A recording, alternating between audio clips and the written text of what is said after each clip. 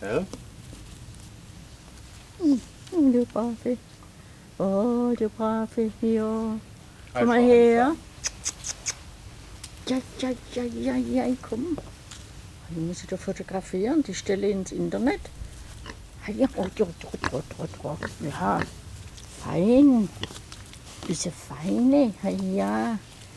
Barrele. Hm? Ja. So ist fein. Oh, das tut gut, ja. Ja. Mal legt sie dann aber. Ja? Ja, leg die mal hin. Nein, nicht, ja. Hm? Nein, nicht. Jetzt sind fremde Leute. Heute sind fremde Leute da. Jetzt. Ja.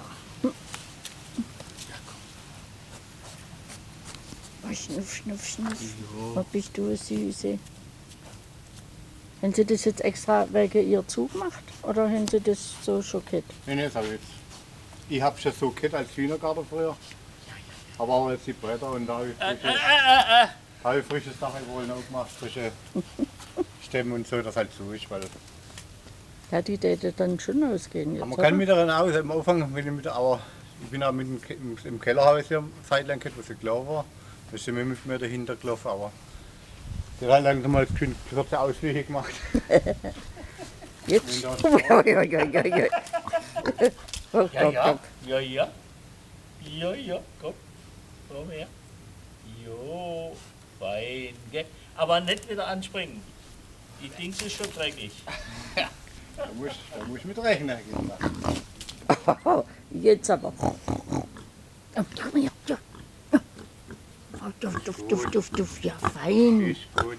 Ja, so fein. Ist gut. So, das gibt ein schönes Video. Ist gut. Ja? Ah, ja. Ist Ei. Ja, die hatte was Blödes in der Hand, gell? So, jetzt haben wir alles. Hm? Jetzt haben wir alles. Ist ganz schön neugierig. Hm? Ja. Hat die einen Namen? Schweinchen. Schweinchen. Babe.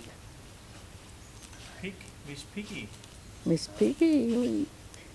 Ach Gott, ist das schön. Na, du bist umwühlen, hm? Ah, ja. Hier kannst du es machen, aber wenn man es so ist nicht schön. Das ist halt schade gleich, gell? Aber mein Mann, der hat es total falsch verstanden. Der hat zu mir gesagt, der Herr Rossmeister kommt und bringt dir die Wildsau.